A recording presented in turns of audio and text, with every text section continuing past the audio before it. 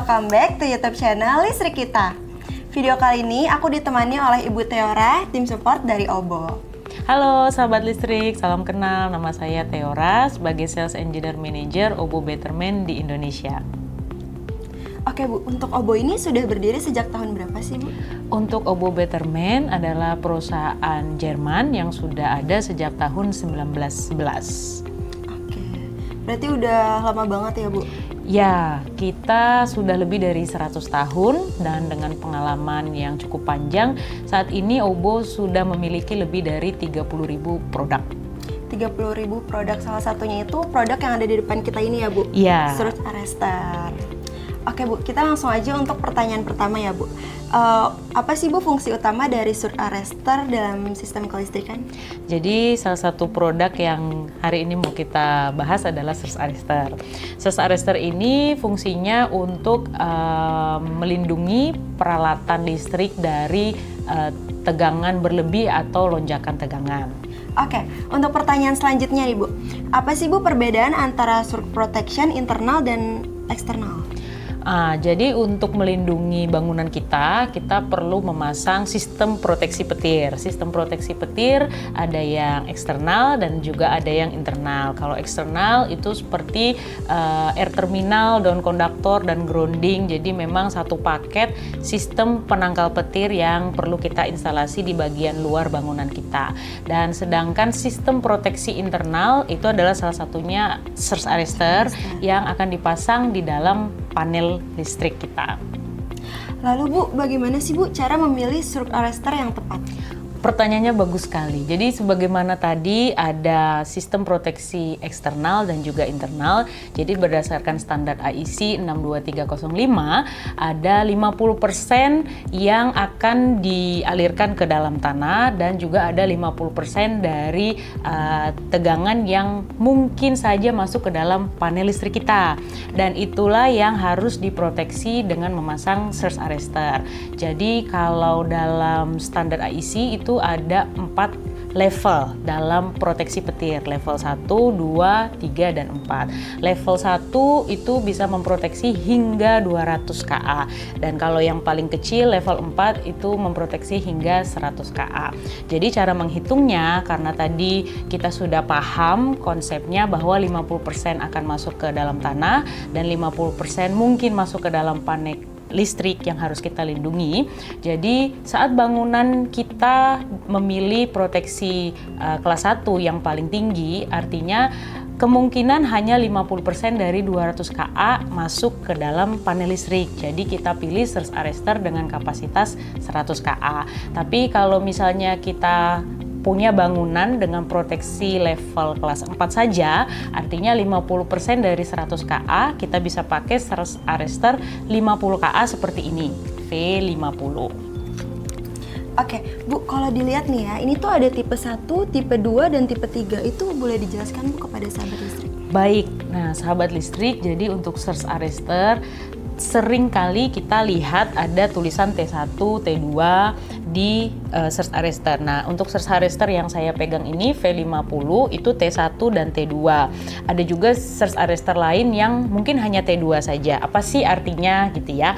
Nah, untuk T1 itu artinya dia dapat memproteksi dari sambaran langsung, dan kalau T2 artinya adalah bisa memproteksi untuk sambaran yang tidak langsung. Jadi, untuk di panel listrik utama itu harus yang mampu T1 ya. Jadi dia bisa memproteksi dari sambaran utama. Kalau di sub panel itu kita bisa pakai yang tipe 2, dapat memproteksi dari sambaran tidak langsung. Oke. Bu, apakah surge arrestor ini dapat digunakan untuk melindungi perangkat elektronik sensitif seperti komputer dan televisi? Surge arrestor untuk melindungi komputer ada, tapi bukan yang ini ya Bu. Jadi ada beberapa jenis yang bisa diaplikasikan untuk melindungi perangkat listrik.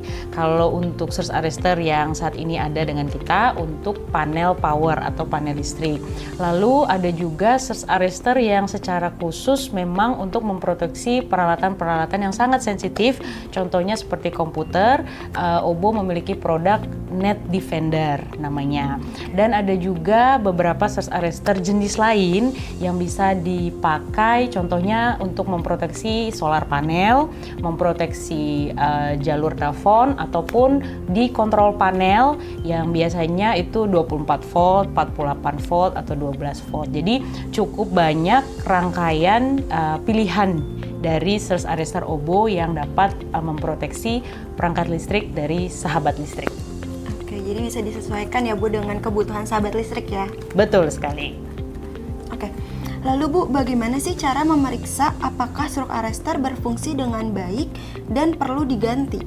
Oh, untuk memeriksa apakah surge arrestornya masih bagus atau tidak ya, berfungsi atau tidak. Untuk surge arrestor OBO di sini ada indikator ya. Kalau kita lihat berwarna hijau artinya masih bagus atau masih berfungsi. Saat dia mengalami kerusakan dan waktunya harus diganti, nanti akan berubah warna dari hijau menjadi merah.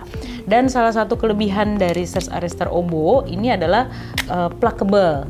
Jadi saat modulnya berubah warna atau rusak ya, yang diganti hanya modulnya saja, satu modul saja, tidak perlu mengganti secara keseluruhan. Oke, wow. Jadi ini bisa dibuka gini ya Bu? Ya. Oke, ini sabar. Oke Bu, berarti surge arrestor ini sangat praktis ya Bu untuk digunakan? Ya, tentu sangat mudah dan sangat gampang untuk menggantinya. Oke Bu, untuk pertanyaan selanjutnya nih Bu, bagaimana cara instalasi surge arrestor pada sistem kelistrikan rumah atau gedung? Untuk pemasangan surge arrestor, pastikan dipasang oleh teknisi yang ahli supaya mendapatkan proteksi yang baik. Oke Bu, kita masuk ke pertanyaan terakhir nih Bu. Apakah ada risiko jika surge arrestor tidak terpasang dengan benar? Tentunya ada jika pemasangan surge arrestor ini tidak sesuai dengan ketentuannya. Karena surge arrestor ini sangat berhubungan erat juga dengan sistem proteksi petir secara keseluruhan. Yang sebagaimana sebelumnya saya jelaskan adalah sistem proteksi eksternal.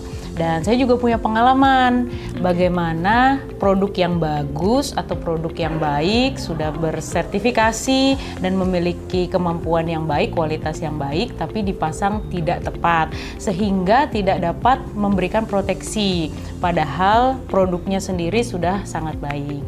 Jadi pastikan untuk memasang sesuai dengan peraturan dan juga sesuai dengan ketentuan pemasangan dan dipasang oleh teknisi yang memiliki kemampuan dan pastikan ahli di bidangnya. Nah, pas banget nih Bu, listrik kita sudah ada layanan teknisi. Wah, jadi sudah ada solusinya ya.